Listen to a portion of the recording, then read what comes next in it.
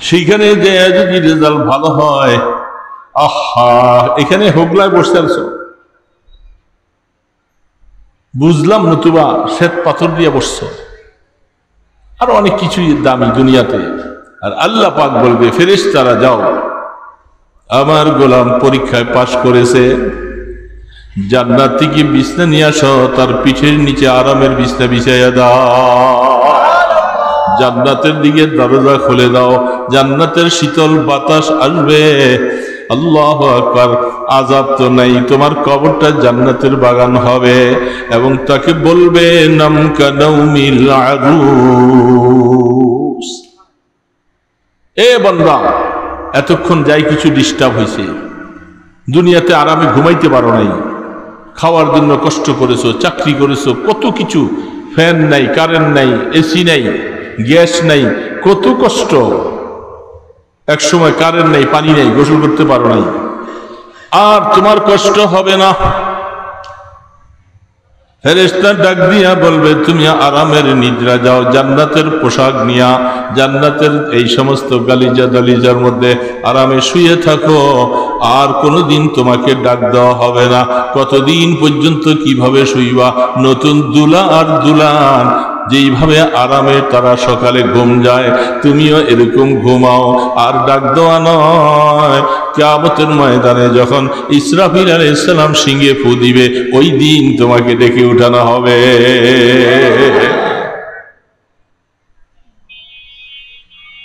আর ডাক দেওয়া হবে। বিশ্বাস হয়? আপনাদের বিশ্বাস হয় কথা? সবাই তো বললেন না, বিশ্বাস হয় না? হাদিস শরীফ খুলে দেখেন। তো আমরা এরকম একটা কবর বানলে খুশি, তার বিপরীত পরীক্ষা ফেল, হা হা লা আদ্রি, কিছু বলতে পারে, আমি কিছু জানি না, আমি আল্লাহকে রব চিনি না, আমার ধর্ম কি ছিল চিনি না, আমি ওনাকে, ওই লোকটাকে চিনি না, বাস জাহান্নামের সাথে সম্পর্ক হয়ে যাবে, আগুন হবে কবরে, দাউ দাউ করে জ্বলবে, হালাতটা বহুত খারাপ হবে। এই যে আযাব কবরে চলতে থাকবে, একদিন, এক বছর, এক বছর, 1,00,000 বছর না। ইসরাফিল আলাইহিস সালাম যখন সিংহের দ্বিতীয়বার ফু দিবে, ওই দিন পর্যন্ত লাগাতার আযাব। ওই সময় সবাই কবরে, কবর থেকে উঠবে সবাই, ময়দানে হাসরে দৌড়াও। ছোট হিসাব, হিসাব হবে না? হবে না? আল্লাহর কোরআন সত্য না মিথ্যা? আল্লাহ পাক কোরআনে বলছে হিসাব হবে, ইনসাফের সাথে হবে। যে জুলুম করো নাই তাকে পানিশমেন্ট দেওয়া হবে না, যে অন্যায় করেছো তার উপরে অবশ্যই ইনসাফের সাথে বিচার হবে। আহ, মাথার এক বিগতি পড়ে সূর্য, এখন সূর্য বৈজ্ঞানিকদের হিসাবে কত কোটি?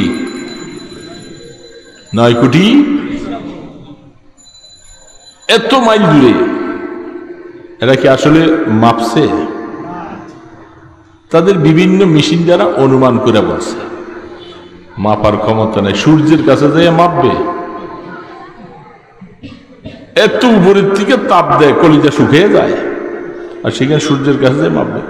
একটা হিসাব করছে যন্ত্র দিয়া। আর আল্লাহ রসুল হাদিসে বলছেন, কিয়ামতের ময়দানে সূর্যটা 1760 গজ উপরে, মাত্র 1 মাইল। কেমনটা লাগবে ওই সময়? কেমনটা লাগবে? ঘামের সাগরে হাবুডুবু খাবে, কলিজাটা ফেটে যাবে, কলিজাটা ফেটে যাবে, পিপাসায় কাতর। এ মুসলমান বাবাজিরা পেরেশান। আল্লাহ পাক বিচার কার্য সম্পাদনের জন্য বসবেন, আমলনামা সামনে পেশ করা হবে।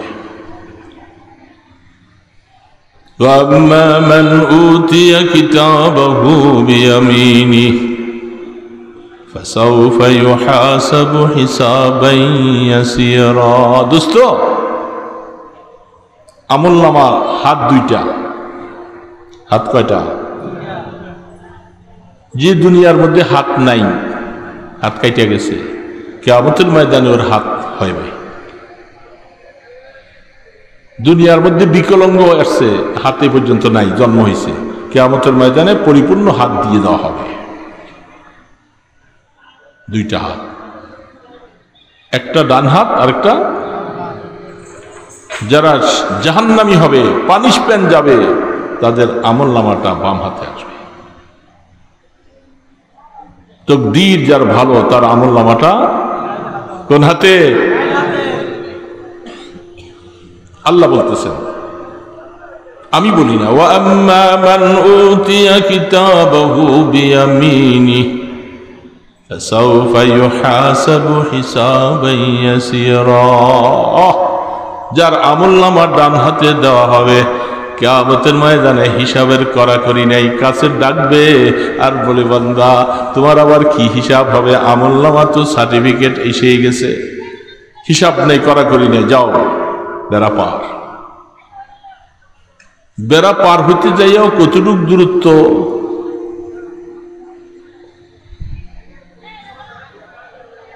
তিরিশ হাজার বৎসরের রাস্তা। পুলসেরা খাড়া 10,000, সমতল 10,000, আবার নিচের দিকে 10,000 বৎসরের রাস্তা। কার উঠার ক্ষমতা আছে? আছে রে বাবা, আছে? বলেন বড় করে, আছে? কেমনে উঠবে? উপায় নাই। এগুলি সব হাদিসের কথা, রসুলের কথা, কোনো গতি নাই। 10,000 বৎসরের রাস্তা, সেখানে কেমন? আবার সমান 10,000, নিচের দিকে নামতে হবে 10,000। নিচে কি? নিচে জাহান্নাম, ধাউ ধাউ করে জ্বলছে আগুন। দুনিয়ার আগুন থেকে 69 গুণ আরো বেশি এর সাথে যোগ হইয়া আগুনটা হবে জাহান্নাম। বুখারী শরীফে হাদিসে আসছে। এখন সেখানে উঠতে যাইয়া যারা আমলনামা ডান হাতে হবে, আল্লাহর পয়গম্বর বলে, উম্মতেরা মনে রাখো, ফজরের নামাজ পড়তে যতটুকু সময়, আমলনামা ডান হাতওয়ালারা এই সময়ের ভিতরে 30,000 বৎসর রাস্তা পার হয়ে যাবে। মাত্র 2 রাকাত নামাজ পড়ার সময়। কত বড় কপাল!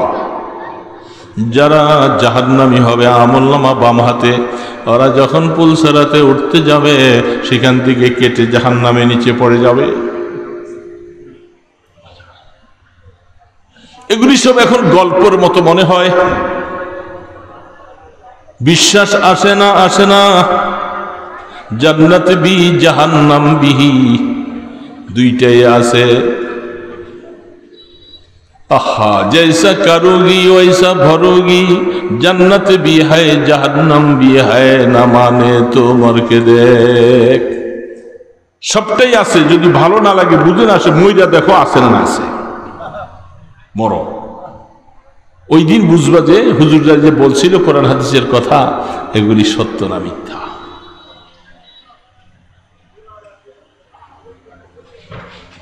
জৈসা করনা ওইসা ভরনা, যেরকম করবা ওইটা পাইবা, না মানে তো করকে দেখ। जन्नत भी है जहन्नम भी है, ना मानो तो मर के देख।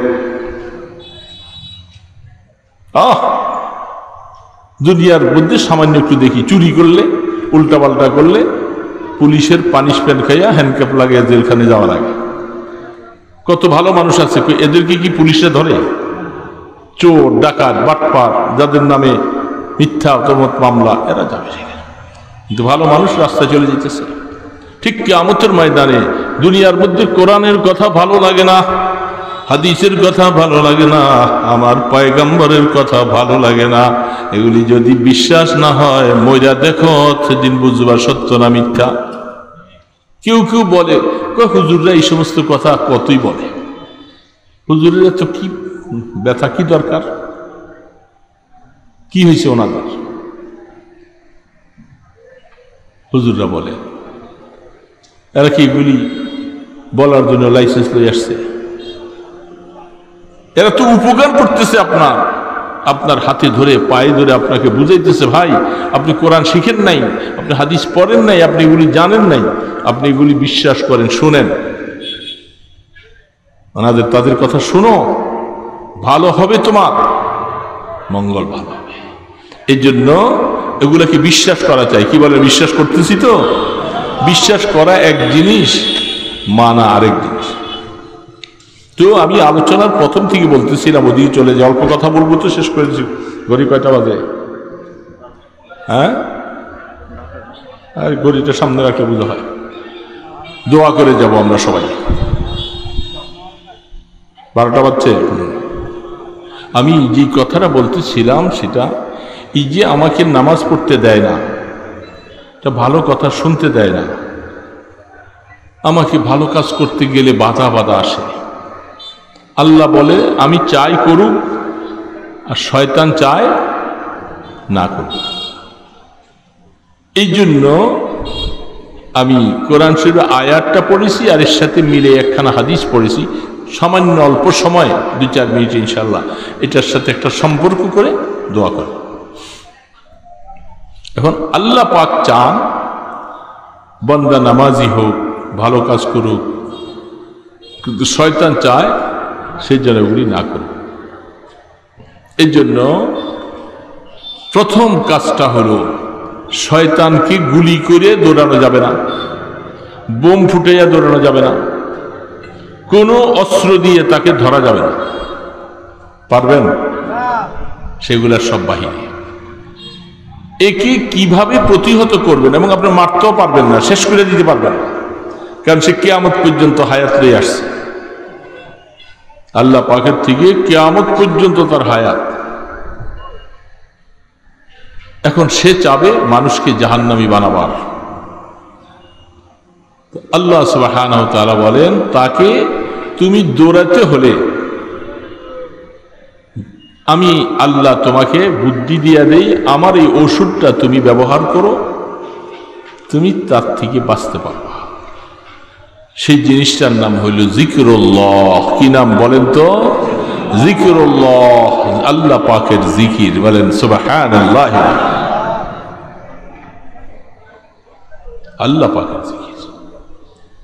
এগুলি অনেক কথা শর্টকাটে বলতেছি, কারণ আল্লাহ পাকের জিকির মানুষ আমরা দেখি, আপনি রাস্তায় চলতেছেন, হঠাৎ করে মুসিবতে পড়ে গেলেন, কেউ আপনাকে মারতে আসতেছে, তখন আপনি সামনে যাকে পান চিৎকার দিয়া ডাক দিবেন না? ভাই আমি মুসিবত, আমাকে একটু বাঁচাও বাঁচাও বাঁচাও, বলেন কি বলেন না? বলেন না কেন? বুঝেন না আপনারা? আমার কথার সাথে উত্তর দিতে হয়। তখন আপনি ডাকবেন, তখন সেই লোকটা আপনাকে উপকার করার জন্য সামনে আসবে। তো ঠিক শয়তান আমাকে আল্লাহ পাক থেকে সরাবার জন্য, আমাকে মার দেওয়ার জন্য, জাহান্নামে পাঠাবার জন্য সে 24 ঘন্টা আমার পিছনে লেগে আছে। আমি তার সাথে পারি না। আমি সাহায্য চাইব কার কাছে? এই জন্য জিকিরের মাধ্যমে আল্লাহকে ডাকবো, আল্লাহ আমাকে বাঁচান, আমাকে বাঁচান, আল্লাহ আমাকে বাঁচান। এই জন্য জিকিরের হাকিকত যে আল্লাহকে জিকির করা, আমি আল্লাহর কাছে সাহায্য চাইতেছি। এর জন্য নিরিবিলি বসে বসে আল্লাহকে ডাকবো, লা ইলাহা ইল্লাল্লাহ, লা ইলাহা ইল্লাল্লাহ, লা ইলাহা ইল্লাল্লাহ। বলেন না সবাই? লা ইলাহা ইল্লাল্লাহ, লা ইলাহা ইল্লাল্লাহ, লা ইলাহা ইল্লাল্লাহ, লা ইলাহা ইল্লাল্লাহ, লা ইলাহা ইল্লাল্লাহ, লা ইলাহা ইল্লাল্লাহ মুহাম্মাদুর রাসূলুল্লাহ। সারাদিনে কয়বার পড়ছি? আমি আল্লাহ থেকে সাহায্য চাইতেছি, আমি তো আল্লাহকে ডাকি না। কি ডাকলে সওয়াব হইতো না গুনাহ হইতো? আল্লাহ পাক মায়া করতো না যে আল্লাহ আমি শয়তানের সাথে পারি না, আমি ওর থেকে বাঁচতে পারতেছি, আমি আল্লাহকে আপনাকে ডাকতেছি, আমাকে বাঁচান, আমাকে বাঁচান, আমাকে সাহায্য করেন, আমাকে সাহায্য করেন। এই জন্য আল্লাহকে ডাকতে হবে।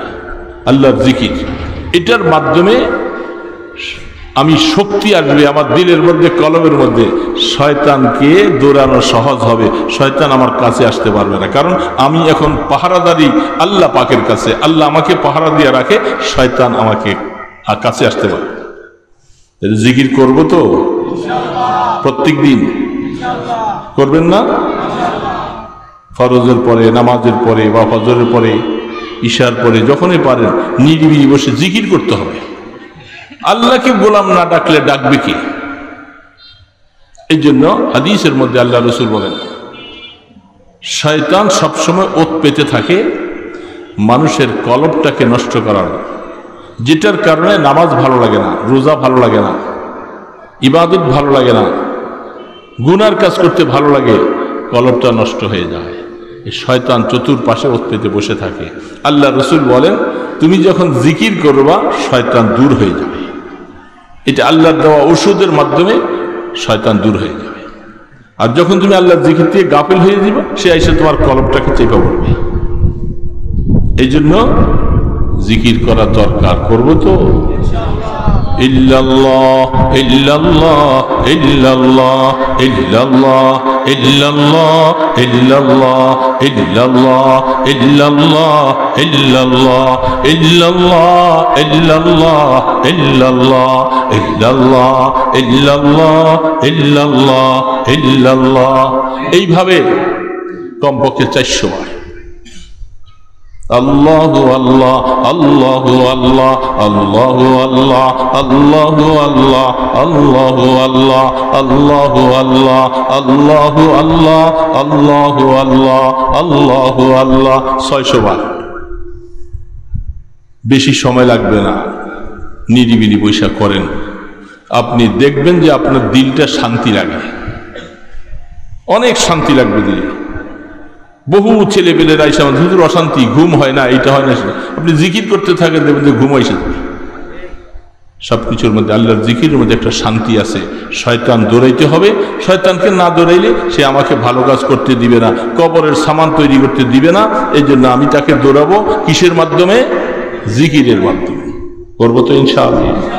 এই জন্য লম্বা লম্বা ওয়াজ হুজুররা সবাই করছে, আমি শেষের টাইমে আইসা একটু ডাল ভাতের মতো 2-4টা কথা বললাম। আমার এই কথাগুলি মনে থাকবে তো ইনশাআল্লাহ?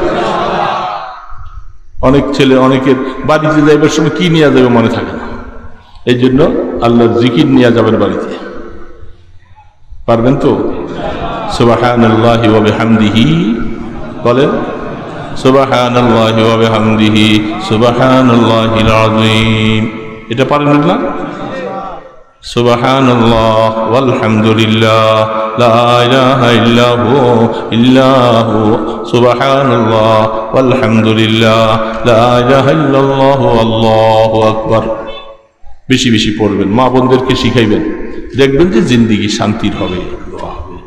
এই যে যে যুদ্ধের কথা, জেহাদের কথা যা শুনতেছেন, সাহাবায়ে কেরামরা কি করছে? এরা দিনের বেলায় যুদ্ধ করছে আর রাত্রি বেলা সেজদা দিয়ে দিয়া আল্লাহর কাছে কাঁদছে। ওই আসলে শক্তি সঞ্চয় করেছে রাত্রির বেলায়, এটা দিনের বেলায় কাজে লাগাইছে। শুধু জেহাদে থাকবেন আর এই শক্তি অর্জন করবেন না, আপনি ফেল করবেন। বুঝছেন? রুহবানান ফিল লাইল ফুরসানান ফিন নাহার। তারা রাত্রির বেলা আল্লাহর কাছে চোখের পানি ছেড়েছে, কাঁদছে, জিকির আজকার করছে, আর দিনের বেলায় ঘোড়ার পিঠে চড়ে তারা জেহাদ করেছে।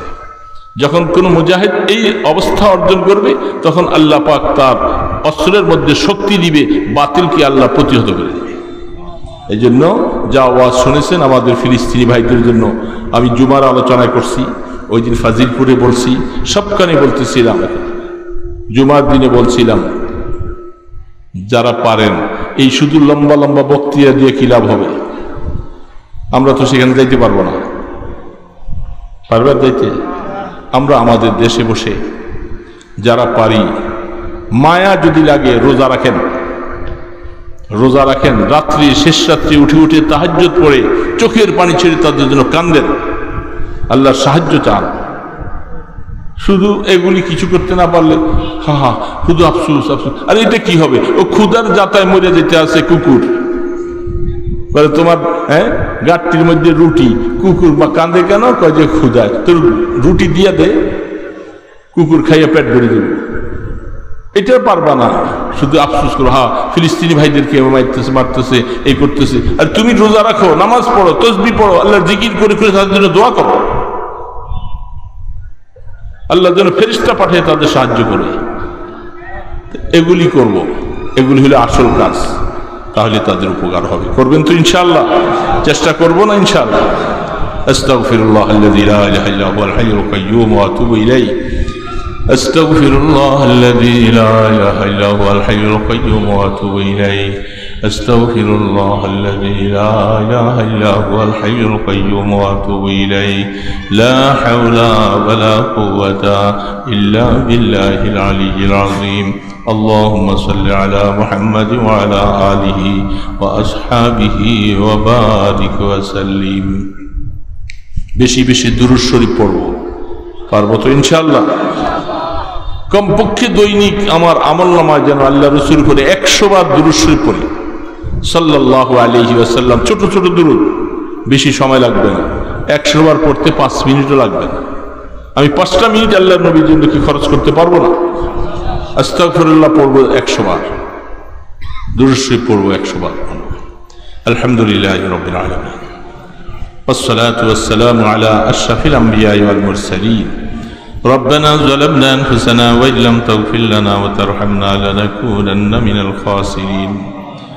আয় আল্লাহ, মেহেরবান দয়ালু খোদা, রাত্র গভীর হয়ে গেছে আল্লাহ, আমরা কতগুলি গুনাহগার বান্দা শাহী দরবারে হাত তুলেছি, মেহেরবানি করে জীবনের গুনাহ মাফ করে দাও আল্লাহ। আমাদেরকে পুরোপুরি হেদায়েত দিয়ে দাও, গুনার রাস্তা থেকে বাঁচার মতো তৌফিক দান করে দাও আল্লাহ। হায়াত তো আমাদের শেষ হয়ে যাইতেছে, কবরের ডাক একদিন চলে আসবে। মা বাবা, দাদা দাদি, আত্মীয় স্বজন সবাই কবরে চলে গেছে আল্লাহ, তাদেরকে তুমি মাফ করে দাও। মা বাবার কবরের আযাব বন্ধ করে দাও। যাদের মা বাবা বেঁচে আছে এদের হায়াতে বরকত দিয়ে দাও। সন্তানকে মা বাবার খেদমত করার তৌফিক দান করে দাও। আয় আল্লাহ, মেহেরবানি করে আমাদের ছেলে মেয়ে বিবি বাচ্চা সবার গুনাহ মাফ করে দাও, সবাইকে নেক হায়াত দান করে দাও আল্লাহ। আল্লাহ, বেনামাজি ভাইদেরকে নামাজি বানাইয়া দাও, সমস্ত যুবকদেরকে নামাজি বানাইয়া দাও। কবরের চিন্তা দিলের ভিতরে ঢুকাইয়া দাও। আখিরাতে কেমন করে তোমার কাছে মুখ দেখাবো সেই চিন্তাটা দিলের মধ্যে দিয়ে দাও আল্লাহ। কিয়ামতের ময়দানে আমলনামা ডান হাতে দিও আল্লাহ। মাথার উপরে সূর্যের তাপ যখন হবে তোমার আরশের নিচে আমাদেরকে একটু জায়গা দিও আল্লাহ। আয় আল্লাহ, মেহেরবানি করে আমাদের ফিলিস্তিনের ভাইদের উপরে রহমত নাজিল করো আল্লাহ। আসমানি সাহায্য করো আল্লাহ, হামাসদের শক্তিকে বাড়াইয়া দাও আল্লাহ। ইসরায়েলের উপরে তোমার নারাজগি পয়দা করে দাও, সমস্ত ইহুদিবাদকে খতম করে দাও আল্লাহ। আল্লাহ, মেহেরবানি করে তাদেরকে তুমি শক্তি দান করো আল্লাহ। মাহফিলকে কবুল করো, মাহফিলের যারা অর্থ দিয়েছে সবাইকে কবুল করো, মাদ্রাসাকে কবুল করে নাও আল্লাহ। আল্লাহ, মেহেরবানি করে আমাদের সমস্ত দরখাস্তগুলি কবুল করে নাও। মদিনাওয়ালার দরবারে লক্ষ কোটি গুণে দুরুদ ও সালামের হাদিয়া পৌঁছাইয়া দাও আল্লাহ। আপনার ইসমে আজমের উসিলায় দোয়া কবুল করে নাও। সাল্লাল্লাহু তাআলা আলা খায়রি খালকিহি মুহাম্মাদিন ওয়া আলা আলিহি ওয়া আসহাবিহি আজমাইন বিরহমাতিকা ইয়া আরহামার রাহিমিন।